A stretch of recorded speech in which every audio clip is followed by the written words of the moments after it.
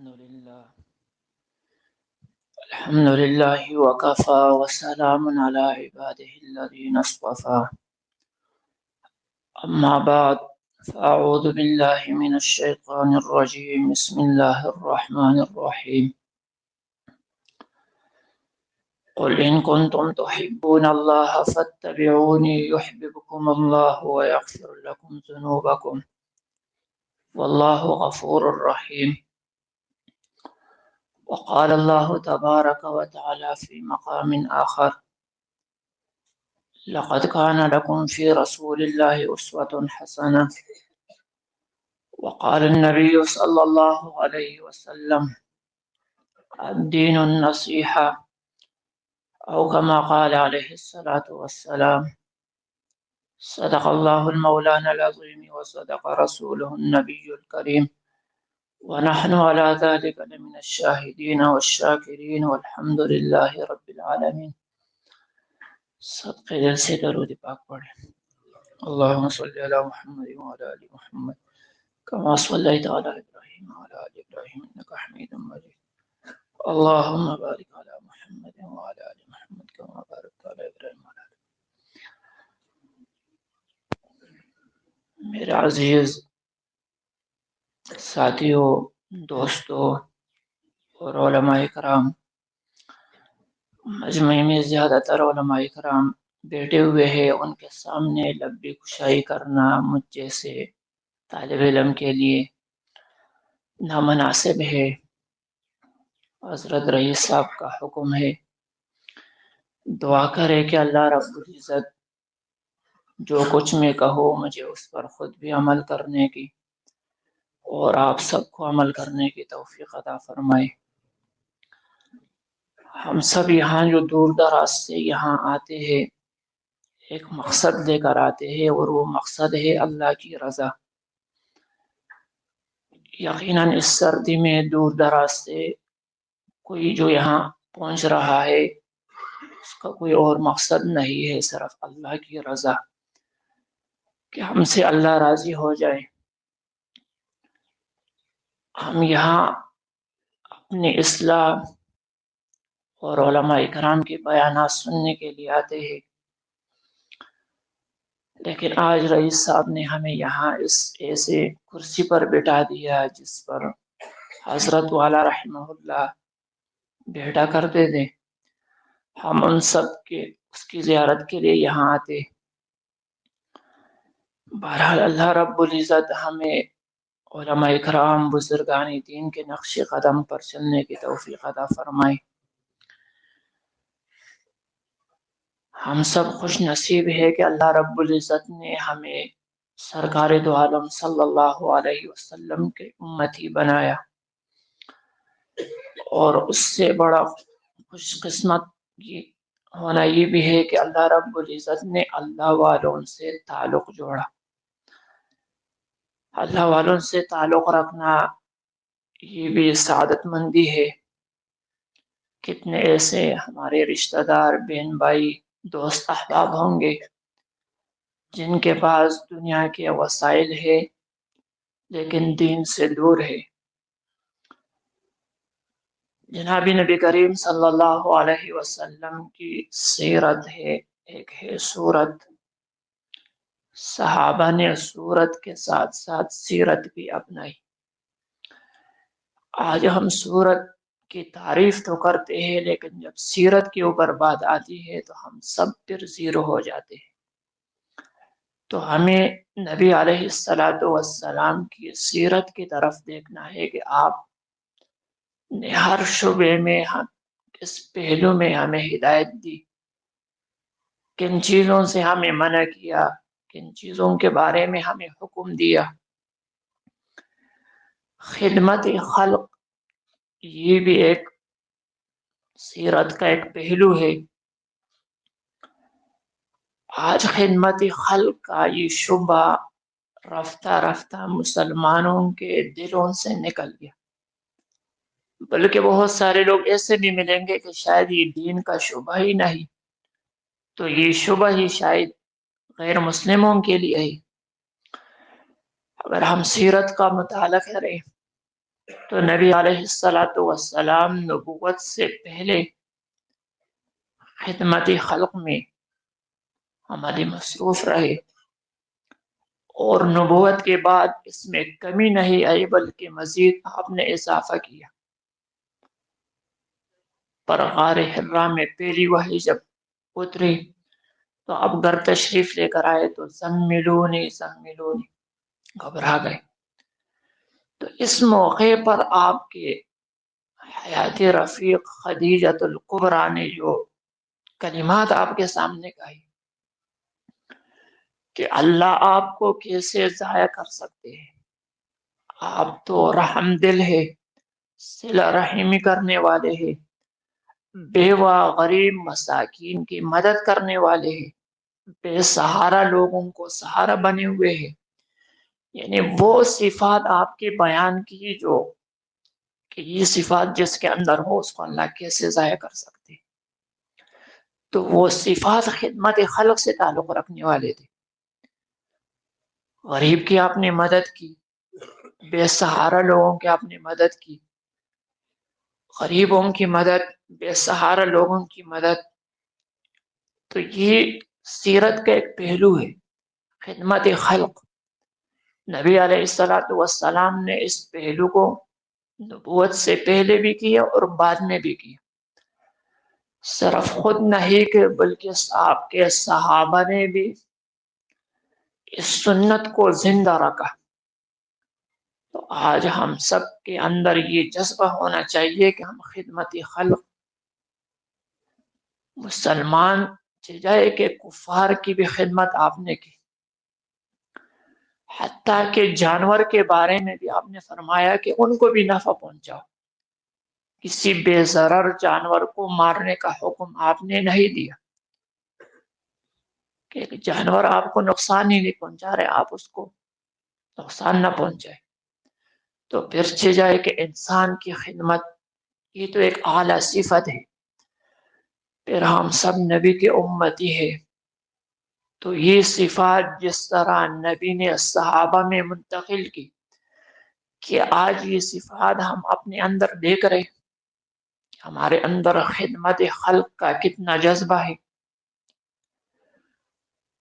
دین اس چیز کا نام نہیں کہ ہم 5 وقت کا نماز پڑھے، روزہ رکھے، زکوٰۃ دے، حج کرے، یہ تو دین کا ایک شعبہ ہے۔ دین کے 4 شعبے تو معاملات میں ہیں، ہم سب نے اس ایک شعبے کو دین سمجھا، باقی 4 شعبوں کو دین ہی نہیں سمجھا۔ تو خدمت خلق یہ نبی علیہ السلام کی سیرت ہے۔ اس خدمت خلق میں بیمار کی بیمار پرسی کرنا خدمت خلق ہے، اور حدیث مبارکہ کا مفہوم ہے جو شخص کسی بیمار کی عیادت کے لیے جائے صبح کو، تو شام تک 70,000 فرشتے اس کے لیے مغفرت کرتے، شام کو جائے تو صبح تک۔ تو یہ خدمت خلق، بیمار کی بیمار پرسی کرنا، اس جدید دور میں یہ تو مزید آسان ہو گیا۔ وقت نہیں ہے، جانے کے لیے ٹائم نہیں ہے، فرصت نہیں ہے، تو آپ فون اٹھا کر اس کو کال کر دیں، اس کی عادت ایسے بھی تو ہو سکتی ہے، اور اس چھوٹے سے چند سیکنڈوں میں آپ اتنی بڑی نیکی کما سکتے ہیں۔ خدمت خلق، آپ اسپتالوں کا چکر لگائے تو آپ کو اندازہ ہو جائے گا کہ کتنے ایسے لوگ جو اسپتالوں میں پڑے ہوئے۔ آج ہم سب کو یہ شکوہ ہے کہ ہمیں نعمت ہی نہیں ملی، یہ نعمت نہیں ہے، یہ نہیں ہے، یہ نہیں ہے۔ لیکن اگر ہم اس سے ہٹ کر دوسرے پہلو دیکھیں گے، مریضوں کی طرف جائیں گے، تو ہمیں اندازہ ہوگا کہ اللہ نے مجھے کتنی نعمتیں دی جو میں استعمال کر رہا ہوں اور اس کا میں شکر ادا نہیں کر رہا۔ تو انسان اپنے سے دین کے اعتبار سے تو اوپر والے کو دیکھے، لیکن دنیاوی اعتبار سے اپنے سے نیچے والے کو دیکھے، تو اس میں سکون بھی ہے۔ سکون کے ساتھ ساتھ شکر ادا کرنے کا توفیق بھی اللہ تبارک و تعالیٰ دیں گے۔ تو بیمار کی بیمار پرسی کرنا، عیادت کرنا، یہ رحمت خلق ہے۔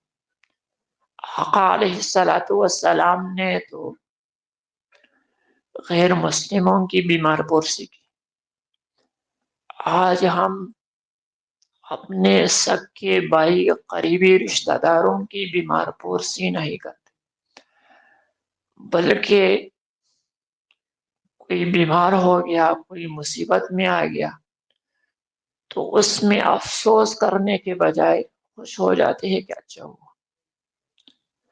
یعنی اس وقت امت اس اسٹیٹ پر پہنچ گئی ہے کہ بھائی کی مصیبت پر، بھائی کی بیماری پر افسوس ہونے کے بجائے خوشی کا اظہار کرتے ہیں۔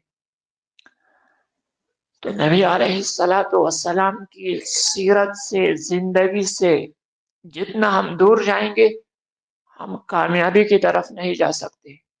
کامیابی ہے تو نبی علیہ الصلوۃ والسلام کی طریقوں پر ہے۔ نبی علیہ الصلوۃ والسلام قل ان کنتم تحبون اللہ، اللہ آپ سے فرما رہے کہ آپ فرما دیجیے اگر یہ لوگ مجھ سے محبت کرتے ہیں، محبت کے دعویدار ہیں، ہر شخص محبت کا دعویدار ہے کہ میں تو اللہ سے محبت کرتا ہوں، تو محبت کا تقاضا تو یہ ہے کہ اللہ کے احکامات پر عمل کیا جائے۔ اللہ نے فرمایا اگر یہ سچ میں محبت کرتے ہیں فاتبعونی، پھر آپ کا اتباع کریں۔ اس آیات پہ اگر ہم غور کریں کہ ہم اللہ سے محبت کے دعوے دار ہیں اور ہم اپنے آپ کو اللہ کے بندے سمجھتے ہیں، اللہ کے بندے ہیں، کسی اور کے بندے تو نہیں، اور پھر محبت کے دعوے دار بھی ہیں، تو پھر اس دعوے میں تب ہم سچے ہوں گے کہ فاتبعونی، کہ پیروی نبی کو ہو، اتباع نبی کا ہو، نبی علیہ الصلوۃ والسلام کا راستہ، طریقہ ہو۔ خدمت خلق میں کسی مسلمان کی پردہ پوشی کرنا، یہ بھی خدمت خلق کا ایک پہلو ہے۔ من ستر مسلما سترہ اللہ یوم القیامہ،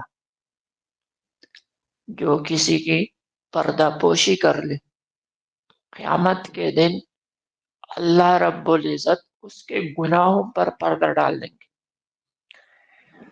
کیا اس وقت ہم میں سے کوئی ایسا ہے جس نے کوئی گناہ نہ کیا ہو؟ بلکہ ہر ایک گناہ میں مبتلا ہے، کوئی سرعام کر رہے، کوئی چپ کر رہے۔ عطا ابن ابی رباح رحمہ اللہ ایک بزرگ گزرے ہیں، اس پر الہام ہوا کہ جب میرے بندے گناہ کرتے ہیں اور ان گناہوں کا اعمال نامہ میرے سامنے آتا ہے تو میں فرشتوں کے سامنے اس کا ذکر نہیں کرتا، لیکن جب ان میں کوئی کمی ہو جاتی ہے، کوئی اللہ کی طرف سے کوئی آزمائش میں آ جاتے ہیں تو شکوہ شکایت شروع کر دیتے۔ امام غزالی رحمت اللہ علیہ لکھتے ہیں کہ جب انسان گناہ کرتا ہے اور ثانی انسانیت سے چھپ کر،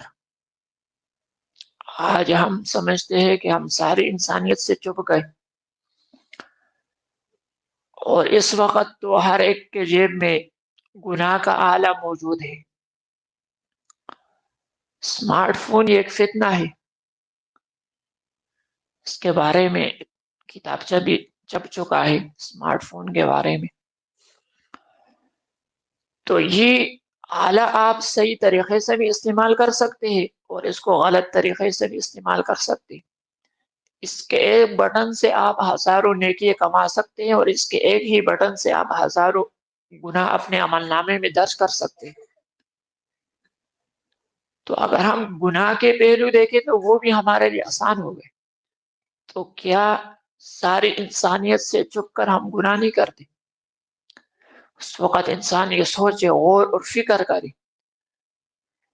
امام غزالی رحمت اللہ علیہ فرماتے کہ جب ساری انسانیت سے چھپ کر گناہ کرتا ہے تو اس وقت اللہ کہتے ہیں کہ ساری انسانیت سے تجھے حیا آئی، حتیٰ کہ جانور سے بھی حیا کر لیتے، لیکن ایک مجھ سے حیا نہیں کیا۔ تو کیا اللہ دیکھ نہیں رہے؟ تو یہ خانقاہوں میں آنا، یہاں مراقبہ کرنا، اس کا اصل مقصد تو یہی ہے نا کہ ہمارا دل اور دماغ ہر وقت کہ یہی فوکس ہو کہ بس اللہ مجھے دیکھ رہے. اگر ہم بازار میں ہیں تو تب بھی اللہ دیکھ رہے، ہم مسجد میں ہیں، مدرسے میں ہیں، خانقاہ میں ہیں تو تب بھی اللہ دیکھ رہے. اور اس سے ہٹ کر جب ہم اپنے کمرے میں جا کر تنہائی میں ہوتے ہیں تو یہ جو دل پر محنت کی جاتی ہے وہ اس لیے کہ اس تنہائی میں بھی ہم یہی غور اور فکر کریں کہ اس وقت بھی ایک رب ہمیں دیکھ رہا ہے. اگر یہ کیفیت تنہائی میں بھی اور مجمع میں بھی ایک جیسے ہو تو ہم کامیاب ہیں. لیکن اگر یہ کیفیت مجمع میں الگ ہے اور اسی طریقے سے تنہائی میں الگ ہے، تنہائی میں موقع ملا تو گناہ کر دیا، اور مجمع میں چونکہ عوام الناس لوگوں کے ڈر سے گناہ نہیں کرتے کہ لوگ کیا کہیں گے، داڑھی رکھی ہوئی ہے، مولوی ہے، حافظ صاحب ہے، عالم صاحب ہے. لیکن یہی اگر ہم دوسرے پہلو دیکھیں تنہائی کا، اس وقت بھی ہم یہی سوچے کہ اللہ تو دیکھ رہا ہے، کوئی دیکھے یا نہ دیکھے اللہ تو دیکھ رہا ہے. تو کسی کے عیوب پر پردہ ڈالنا یہ بھی خدمت خلق ہے. اس وقت عیوب پر پردہ ڈالنے کے بجائے مسلمان دوسرے کے عیوب کو پلانے میں لگے ہوئے کہ آج ہم سوشل میڈیا کے ذریعے سے ان علماء کرام کا، دینی طبقے کا کس انداز سے گناہ پہ لا رہے. بیان کسی کا، سر کسی اور کا لگا دیا، اس کے ساتھ کیا کیا چیزیں ہو رہی ہے اس وقت. تو پہلی بات تو یہ کہ گناہ پر بھی پردہ ڈالنا ہے، اور پھر ایسے لوگ جو اللہ والے ہیں، نیک ہے، ان کے ساتھ اس طرح کا حرکت کرنا، یہ تو مزید اپنے عمل نامے میں گناہ کو آپ نے درج کر. اور پھر وہی ایک بات ہے کہ اس کو آپ نے شیئر بھی کر دیا. تو ایک گناہ جو آپ تنہائی میں کرتے ہیں، آپ اگر رب کے سامنے گڑ گڑائے روئے تو اللہ آپ کو معاف کر دیں گے. لیکن وہی گناہ اگر آپ نے پلا دیا، اللہ کو لوگوں نے دیکھ لیا، تو وہ لاکھوں لوگوں نے جو گناہ دیکھا، سنا اور اس کو آگے کر دیا، اس کو آگے شیئر کر دیا، اس گناہ کا ذریعہ تو ہم بن گئے نا، یہی آلہ بن گیا اور یہی ہماری انگلی اور بٹن بن گیا. تو جس طرح اس آلے کے ذریعے سے ہم نیکی کما سکتے ہیں، ہزاروں لوگ اس پہ نیکی آگے شیئر کر سکتے ہیں اور ہمارے اعمال نامے میں گناہ کے بجائے نیکی آ سکتی ہے، تو وہی اگر ہم آج اسی آلے کے ذریعے سے گناہ کمائیں تو یہ اپنا ہی نقصان ہے. کہ آج کوئی بھی چاہتا ہے کہ میں گناہ کروں اور کسی کو پتہ چل جائے. ایک عالم دین کا بیان سن رہا تھا، فرما رہے تھے کہ جب تم یہ دل پر غور کرو کہ جس وقت کوئی گناہ میں مبتلا ہے، اس وقت تم یہ سوچو کہ اس وقت اگر اس گناہ میں میں مبتلا تو میں کیا کرتا. ہر ایک شخص چاہتا کہ یہ گناہ میرے کسی پر ظاہر نہ ہوتا. ہر ایک شخص یہی کہتے کہ میرا گناہ کسی کو پتہ نہ ہو. اور اس وقت ہم یہی بھی چاہتے کہ جس نے مجھے اس گناہ میں مبتلا دیکھ لیا، اب یہ گناہ کسی کو یہ نہ بتائے، میرا یہ عیب، میری یہ کمزوری کسی اور کو پتہ نہ چل جائے، اس نے تو دیکھ لیا. تو اس وقت پھر ہم میں سے کوئی شخص اس اگلے کے گناہ پر پردہ ہی ڈالے گا، کیونکہ وہ جب دل پر غور کرے گا کہ اگر اس جگہ پہ میں ہوتا تو میرا دل بھی یہی چاہتا کہ میرا گناہ کسی پر ظاہر نہ ہوتا. ظاہر ہو گیا تو وہ چاہتا کہ یہ آگے کسی کو نہ بتائے. تو اگلے کے عیوب پر پردہ ڈالنا.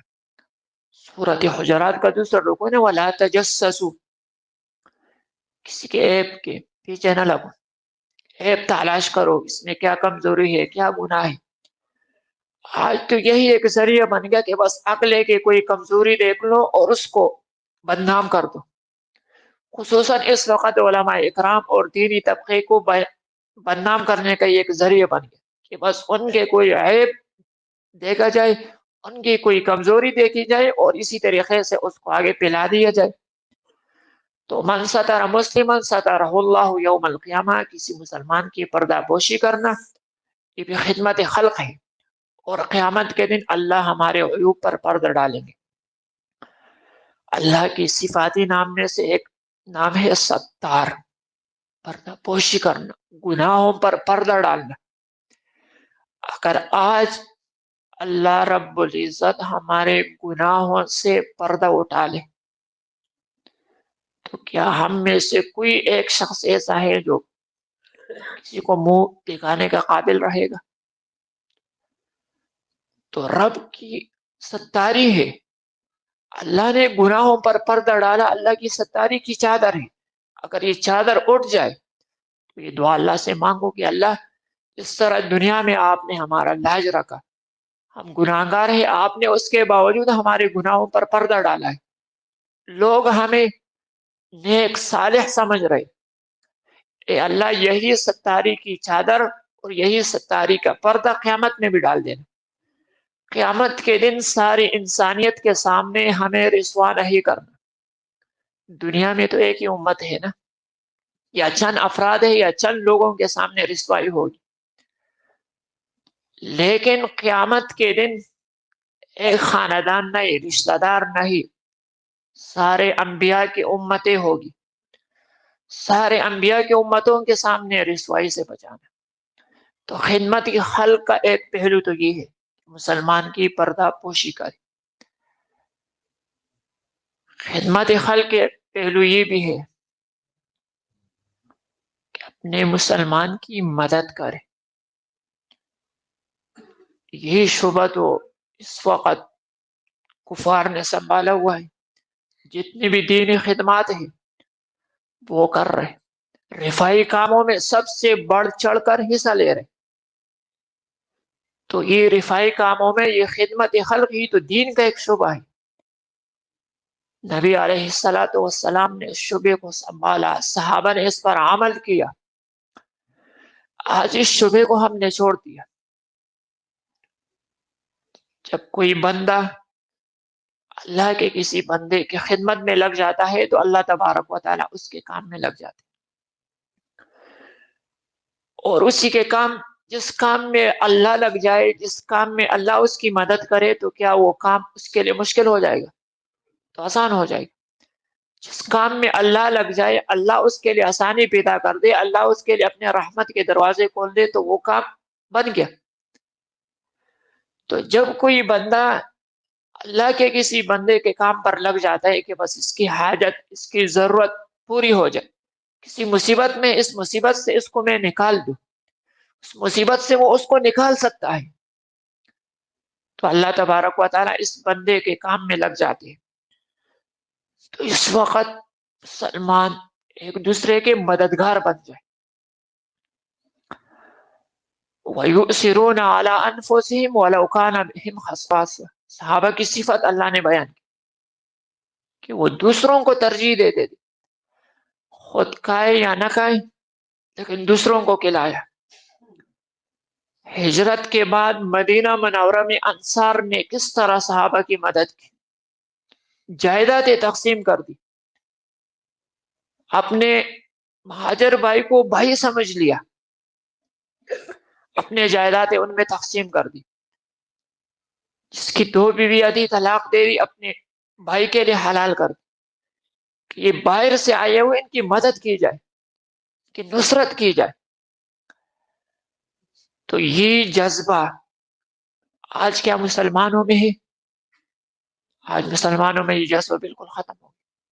تو مسلمان میں یہ جذبہ ہونا چاہیے کہ میرے ایک مسلمان مصیبت میں ہے، پریشانی میں ہے، اب میں اس کی مدد کس انداز سے کروں؟ ہر شخص سے اللہ اس کے اعمال کے متعلق ہی سوال کرے گا کہ آپ کتنا کر سکتے تھے، اللہ تو دیکھ رہے، لا یکلف اللہ نفسا الا وسعها، اللہ کسی کے اوپر اتنا بوجھ نہیں ڈالتا کہ وہ اٹھا نہ سکے۔ ہر شخص اپنے اعمال کا مکلف ہے۔ اس وقت آپ دیکھیں فلسطین کے مظلوم مسلمانوں کا کیا حال ہے، کیا ہم ان کی مدد کر رہے ہیں؟ بلکہ آج تو ہم اپنے عائشیوں پہ لگے ہوئے ہیں۔ اور اس وقت حکمران کا حال دیکھے، خلافت راشدہ کا نظام جو ہم نہیں چاہتے نا، اس کی وجہ بھی یہی ہے کہ اس میں تو پھر حق اور عدل اور انصاف کے فیصلے ہوں گے۔ پھر خلافت راشدہ کے نظام کو دیکھنا ہوگا کہ خلفائے راشدین نے نظام کو کیسے سنبھالا، نظام کو کیسے چلایا، مسلمانوں کی کیسی مدد کی۔ یہ مسلمان کی مدد کرنا سمجھ گئے کہ ایک کافر کی مدد کا حکم دیا۔ پڑوس میں اگر غیر مسلم بھی ہے نا تو اس کا بھی تو ایک حق ہے، ایک پڑوسی ہے، اس کے تین حق ہے، مسلمان ہے، رشتہ دار ہے، پڑوسی ہے، تو تین حق آپ کو ادا کرنے پڑتے، رشتہ داری کا حق بھی دینا ہے، مسلمان ہونے کا حق بھی ہے، پڑوس ہونے کا حق بھی ہے۔ اور ایک شخص ہے جو مسلمان ہے، رشتہ دار نہیں، تو دو حق آپ کو ادا کرنے پڑ رہے، مسلمانی کا حق بھی ادا کرنے، مسلمان ہونے کے ناطے بھی اس کی خدمت کرنی ہے، پڑوس ہونے کے ناطے بھی خدمت ہے۔ اور ایک غیر مسلم ہے، جب غیر مسلم آپ کا پڑوسی ہے تب بھی اس کی خدمت ہے، تب بھی اس کا لحاظ آپ نے رکھنا ہے۔ تو کیا ایک مسلمان دوسرے مسلمان کا مدد نہیں کرے گا؟ اگر ہم کچھ بھی ان مسلمانوں کے لیے نہیں کر سکتے، جا نہیں سکتے، وہاں لڑ نہیں سکتے، تو کیا ہم اپنے مالوں کو استعمال نہیں کر سکتے؟ جہاد تو صرف جان کے ساتھ نہیں ہے نا، بلکہ جہاد تو مال کے ذریعے سے بھی ہے۔ یا ایھا الذین آمنوا لا تلہکم اموالکم ولا اولادکم، اولاد کا ذکر ہے، مال کا ذکر ہے کہ یہ مال اور اولاد ایک فتنہ ہے۔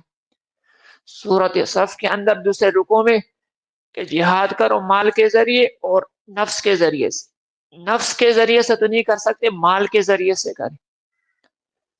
مال کے ذریعے سے ہم نہیں کر سکتے، کم از کم ان کمپنیوں کا تو بائیکاٹ ہم کر سکتے ہیں۔ اگر ان کی چیزیں ہم نے استعمال نہیں کی، اس کے بغیر بھی ہم زندہ رہ سکتے ہیں، اگر وہ استعمال کریں تو اس کے ساتھ بھی زندہ رہ سکتے۔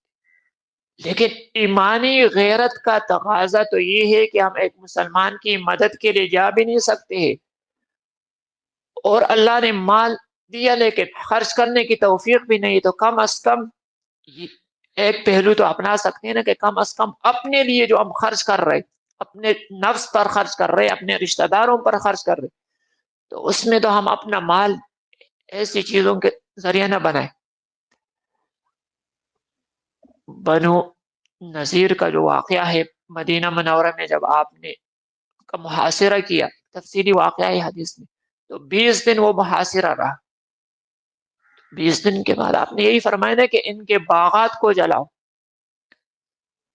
تو اس وقت ان کے چیزوں کا بائیکاٹ کرنا گویا ان کے اموالوں کو جلانے کے مترادف ہے۔ تو جب ان کے باغات کو جلانا شروع کیا تو مدینے سے نکل گئے۔ تو کفار کی معیشت کو کمزور کرنا یہ بھی جہاد کا ایک حصہ ہے۔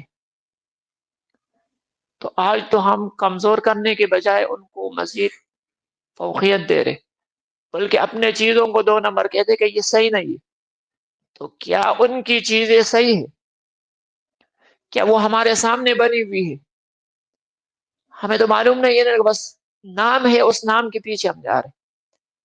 اور اس بائیکاٹ کا بہت بڑا فائدہ بھی ہے، آج آپ دیکھ رہے ہو کہ وہ باقاعدہ بوتل کے ساتھ ½ کلو چاول بھی فری کا دے رہے۔ تو حکمران کے سطح پر، حکومت کے سطح پر اگر یہ بائیکاٹ نہیں ہو رہے، کم از کم عوام جو کر رہے ہیں اس کا بھی فائدہ سامنے تو آ رہا ہے۔ عوام سے تو یہی سوال ہوگا نا۔ ایمان کے تو 3 درجے ہیں کہ برا کام ہو رہا ہے تو آپ ہاتھ سے روکو، ہاتھ کی طاقت نہیں ہے تو زبان سے روکو۔ اس وقت الحمدللہ علماء اکرام تبلیغ کی صورت میں، خانقاہوں کی صورت میں، علماء اکرام زبان کی صورت میں تو یہ روک رہے، تو عوام الناس کم از کم یہ دل میں تو اس کو برا جانے کہ یہ عمل صحیح نہیں ہو رہا۔ اگر اتنا بھی ہم نہیں کریں گے تو پھر ہم اپنے ایمانوں پر غور کریں کہ ہم مومن ہیں یا نہیں۔ یہ تو ایمان کا آخری درجہ ہے، اس کے بعد تو کوئی درجہ ہی نہیں ہے۔ 3 درجے ہیں، اگر تینوں درجے میں سے کوئی ایک درجہ ہمارے اندر نہیں ہے تو ایمان ہم سے نکل چکا ہے۔ تو اپنے مسلمان بھائی کی خدمت کرنا، یہ خدمت خلق، یہ بھی دین کا ایک شعبہ ہے، اور اس وقت ہم اس چیز کو کوشش کریں کہ ہم ان چیزوں کا بالکل بائیکاٹ کریں۔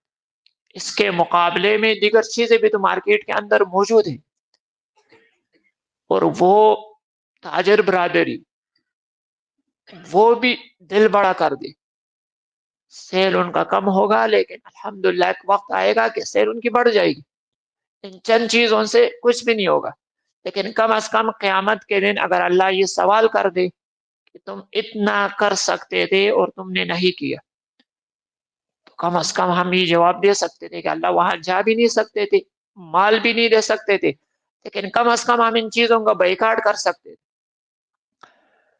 کہ یہ بھی نہیں کر سکتے تو کم از کم مسلمانوں کے حق میں دعا تو کر سکتے ہیں نا، دعا پر تو کوئی پابندی نہیں، ہم رات کو اٹھے دعا کریں، نمازوں کے بعد دعائیں کریں، دعا پر کوئی پابندی نہیں، اور نہ دعا کے ذریعے سے کسی کو اٹھائے دیں گے کہ آپ کو جیل میں ڈالے آپ نے دعا کیوں کر۔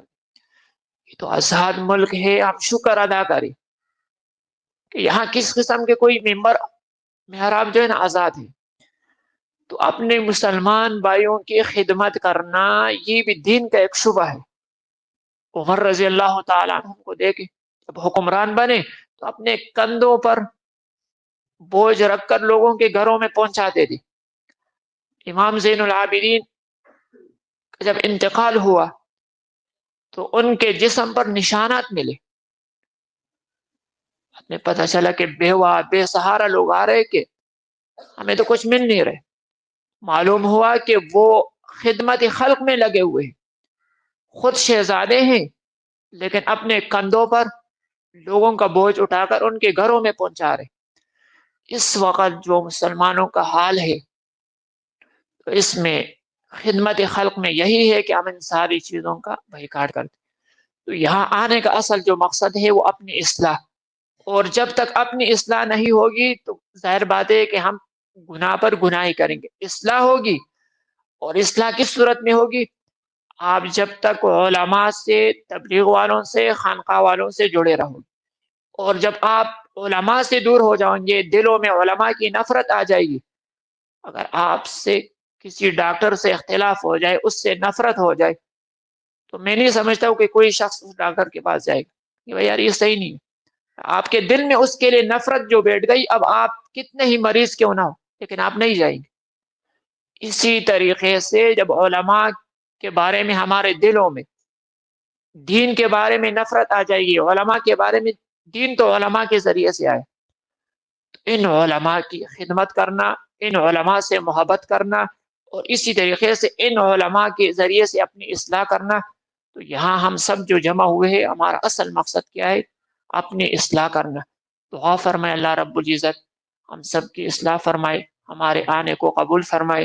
اللہ تبارک و تعالی شیخ رحمہ اللہ کی اس خانقاہ کو ترقی عطا فرمائے اور اس کو آباد فرمائے۔ اللہ تبارک و تعالی مفتی صاحب کو جو بیمار رہتے ہیں، اللہ تبارک و تعالی ان کو صحت کاملہ عاجلہ مستمرہ عطا فرمائے۔ آپ دعا کریں۔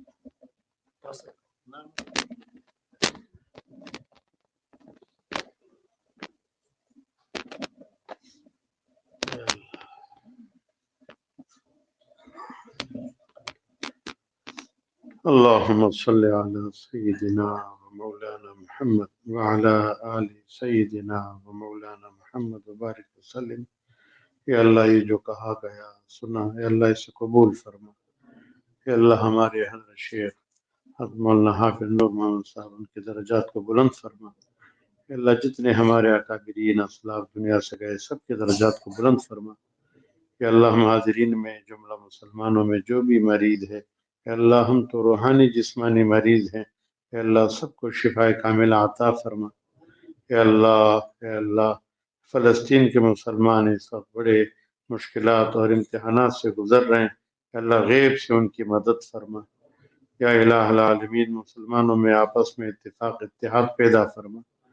یا اللہ گھر گھر جو ناچاکیاں ہیں، اختلافات ہیں، یا اللہ ان ناچاکیوں کو، اختلافات کو الفت اور محبت میں تبدیل فرما۔ اے اللہ ہمارے اس ملک پاکستان کی حفاظت فرما۔ اے اللہ ہم سب کے چھوٹے بڑے ظاہری باطنی گناہوں کو معاف فرما۔